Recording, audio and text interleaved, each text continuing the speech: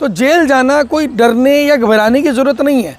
तो अगर पवन खेड़ा जी इस बात से डर रहे हैं या असम के मुख्यमंत्री कह रहे हैं कि मैं तुमको जेल में डाल दूंगा, तो मुझे लग रहा है कि शायद उन्होंने कभी जेल जाने का आनंद नहीं लिया, क्योंकि जब तक कोई व्यक्ति जेल नहीं जाएगा जेल का डर नहीं निकलेगा। देखिए पवन खेड़ा जी को ना जान का खतरा है, उनको अपनी जान का खतरा लग रहा है, क्योंकि केवल जेल में डालना और अंग्रेज़ों के समय में जेल काटना या बाकी सरकारों के समय में जेल काटना और भाजपा के समय में जेल काटना, दोनों में फ़र्क है। आज के समय में अगर आपको जेल में ले जाया जाता है तो यकीन मानिए कि पूरी जीवन आप जेल में सड़ते रहेंगे, क्योंकि आज लोकतंत्र नहीं है, राजतंत्र चल रहा है लोकतंत्र के मुखौटे के नीचे। आप पूरी ज़िंदगी जेल में सड़ते रहेंगे, आपको जहर देकर के भी मारा जा सकता है, आपको खाना ना देकर के मारा जा सकता है, आपको दवाइयाँ नकली दवाई देकर के मारा जा सकता है, किसी भी तरीके से आपको जो है अलग अलग तरीके से प्रताड़ित करने का काम किया जा सकता है। जैसे हम लगातार पूरे देश के अंदर देख रहे हैं, अलग अलग स्तर पर ये चीज़ें होती रहती हैं। फिर अफवाह उड़ाना ही क्यों? किसी के पत्नी को लेकर के, किसी के मुख्यमंत्री की पत्नी को लेकर के जो 3 पासपोर्ट है, हज़ारों करोड़ रुपये की संपत्ति है कई देशों में, अफवाह उड़ाना ही क्यों? क्या आप इस बात को मानते कि ये अफवाह थी? अफवाह तो हम तब कह सकते हैं जब इस विषय पर जांच हो चुकी हो। अभी तो जांच ही नहीं हुई। क्यों हेमंत बिश्व शर्मा जी जांच से भाग रहे हैं? क्या उनको जांच खुद नहीं करानी चाहिए? मुझे तो ऐसा लगता है कि नैतिकता के आधार पर स्वयं खुद जिम्मेदारी लेते हुए उनको जांच करवानी चाहिए। और बात आ गई कोर्ट की, कोर्ट को भी स्वतः संज्ञान लेते हुए, इशुई मोटो लेते हुए ये जांच करवा देनी चाहिए। लेकिन अगर आज की तारीख के अंदर कोर्ट भी खामोश है, सरकारें भी खामोश है, एजेंसियां भी खामोश है और आप भी नैतिकता के आधार पर जांच कराने से बच रहे हैं, तो ऐसी स्थिति के अंदर मुझे लगता है कि और कोई विकल्प मौजूद नहीं है। जिस तरीके से जो कार्रवाई चल रही है वो उसी तरीके से चलना बाकी रह जाती है। लेकिन जहाँ तक कि जांच की बात है या छानबीन की बात है, तो हेमंत की पत्नी तो पीछे नहीं हट रही है ना। जांच कौन करवाएगा भाई? जांच करना गृह मंत्रालय के अंतर्गत आता है। गृह मंत्रालय के सर्वा हमारे देश के गृह मंत्री अमित शाह जी हैं। ये अमित शाह जी की जिम्मेदारी बनती है। उसके अलावा जो ईडी है, सीबीआई है, बाकी एजेंसियों की जिम्मेदारी बनती है। अगर आय से ज़्यादा संपत्ति का मामला बनता है तो ईडी की और इनकम टैक्स विभाग की जिम्मेदारी बनती है। लेकिन ये सारी एजेंसियाँ सोई हुई हैं, ये सोने का नाटक कर रही हैं। मुझे तो ऐसा लग रहा है कि सो तो नहीं, सोने का नाटक कर रही हैं। जैसे ही सरकार पलटेगी, किसी और की सरकार आएगी, तुरंत ये एजेंसियाँ जाग जाएंगी।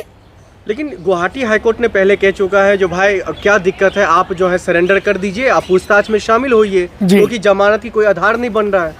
देखिए हम ना काफ़ी लंबे समय से राजनीति और जुडिशरी की जुगलबंदी देख रहे हैं। राजनीति और जुडिशरी की जो जुगलबंदी है वो कहीं ना कहीं आज लोगों के विश्वास के साथ विश्वासघात हो रहा है। आज जो विश्वासघात होता जा रहा है, उस स्थिति के अंदर अगर हम बात करें तो लोगों का कहीं ना कहीं जुडिशरी से विश्वास उठता जा रहा है। तो फिर इन मामलों को लेकर के चाहे गृह मंत्री हो या फिर जो विदेश मंत्री, इन लोगों का क्या नैतिकता बनता है? क्या ये लोग खुद सामने आकर के जांच करवाना चाहिए? नहीं, वो तो मैं आपको बता दे रहा हूँ, जांच करवाना चाहिए, लेकिन वो उनको मतलब नहीं है। वो लाइसेंस बांटने में व्यस्त हैं।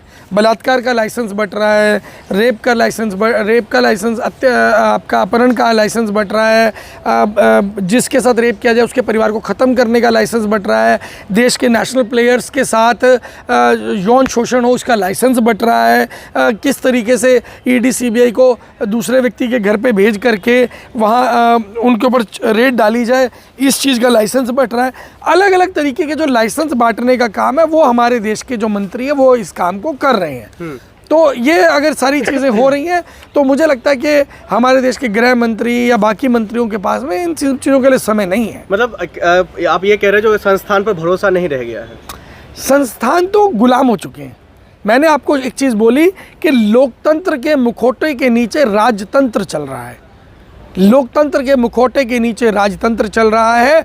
लोकतंत्र के नाम पर लोगों को जिस तरीके से प्रताड़ित किया जा रहा है, अगर आप साफ साफ राजतंत्र की घोषणा कर दें तो शायद लोगों को समझ आ जाएगा और लोग अपना आत्मसम्मान बचाने के लिए, अपनी जान बचाने के लिए खुद रोड पर उतर आएंगे, खुद सड़कों पर उतर आएंगे। ये हमारे देश के नेता बहुत अच्छे से जानते हैं। लेकिन जब कोर्ट ने कह दिया भाई आप सरेंडर कर दीजिए, पूछताछ में आप जो सहयोग कीजिए, तो फिर इसमें डरने वाली कहाँ बात है? डरने वाली बात इसमें नहीं है, डरने वाली बात उसमें है जब एक हाई कोर्ट, दिल्ली के हाई कोर्ट के जज के घर से नोटों के करोड़ों रुपए के जले हुए बंडल मिलते हैं। तो ये देखने के बाद में कोई भी व्यक्ति स्वाभाविक रूप से कोर्ट में न्याय लेने के लिए नहीं जाना चाहेगा। वो ये समझ जाएगा कि कोर्ट का जज कहीं ना कहीं बिका हुआ हो सकता है, इसकी कहीं ना कहीं साठगांठ नेताओं के साथ हो सकती है और मेरे साथ न्याय नहीं होगा, इसकी पूरी संभावना है। तो फिर ऐसे में कहाँ जाए, क्या करे? देश के जनता के पास जाना होगा। देश की जनता हमेशा जब भी ज़रूरत पड़ी है समय समय पर वो उन क्रांतिकारियों को देती आई है जिन की समय समय पर ज़रूरत पड़ी। चंद्रशेखर आज़ाद रहे हों, रानी लक्ष्मीबाई रही हों, शहीद आज़म भगत सिंह रहे हों, उधम सिंह रहे हों, या इन तमाम लाखों की तादाद में जो क्रांतिकारी थे, जो बहुत सारे आज गुमनामी का जीवन भी जी रहे हैं, जिनके परिवार गुमनामी का जीवन जी रहे हैं, वो लाखों क्रांतिकारी, वो सब लोग अगर आज दोबारा से आकर के देश को संभालते हैं तो मुझे लगता है कि देश को एक नई राह मिलेगी, देश बुलंदियों का मार्ग तय करेगा। असम के कई ऐसे बीजेपी के नेता वो कह रहा अभी सिर्फ एक एफआईआर हुई है जो हेमंत की पत्नी ने किया है, अब इन पर 100 एफआईआर होंगे ताकि ये जो है मतलब इस तरीके अफवाह कोई मतलब साहस न कर पाए कांग्रेसियों का। साहब आप एक बार जा करके ना कभी थाने में एफआईआर दर्ज करा के देखो, थाने में बैठा हुआ व्यक्ति आपकी बात भी नहीं सुनेगा, और वो भी उस एफआईआर की बात कर रहा हूँ जिस एफआईआर में जेन्युइनली आपका मोबाइल चोरी हो गया हो, आपका कुछ सामान चोरी हो गया हो, या आपके साथ किसी ने अभद्रता कर दी हो, या कानून का कोई अपराध आपके साथ हो जाए, आप एक जेन्युइन केस की एफआईआर दर्ज नहीं करा सकते हैं भारत में। और लेकिन हेमंत बिस्वा शर्मा जी की पत्नी जी के कहने पर 1 मिनट से पहले एफआईआर दर्ज हो जाती है, और वो लोग जो कह रहे हैं हम 100 एफआईआर दर्ज कराएंगे, इसका मतलब ये हुआ कि राजनीति का पूरी तरीके से दुरुपयोग जो है वो प्रशासन के ऊपर हो रहा है। तो फिर क्या उनकी पत्नी जो है वो अब पति यानी कि हेमंत बिस्वा शर्मा के संरक्षण में बच रही है? हाँ, वो तो डेफिनेटली एक शेडो है जिसके तहत वो बच रही हैं। अगर मैं बात करूं तो हमारे देश में ऐसे बहुत से एग्जाम्पल रहे हैं। अगर किसी नेता का अपनी पत्नी के साथ में बवाल हो जाए, कोई कलेश हो जाए, तो वो पूरी ज़िंदगी उसकी शक्ल नहीं देखते। हमारे देश के में बड़े बड़े एग्जाम्पल भरे पड़े हैं। पत्नी को छोड़ देते हैं और वो नॉमिनेशन फॉर्म में भरते हैं मेरी तो शादी नहीं हुई। तो बहुत बड़े बड़े नेता हैं हमारे देश में। ठीक है, मोदी जी की तरफ इशारा करते हैं। नहीं साहब, हम मोदी जी की तरफ इशारा क्यों करेंगे?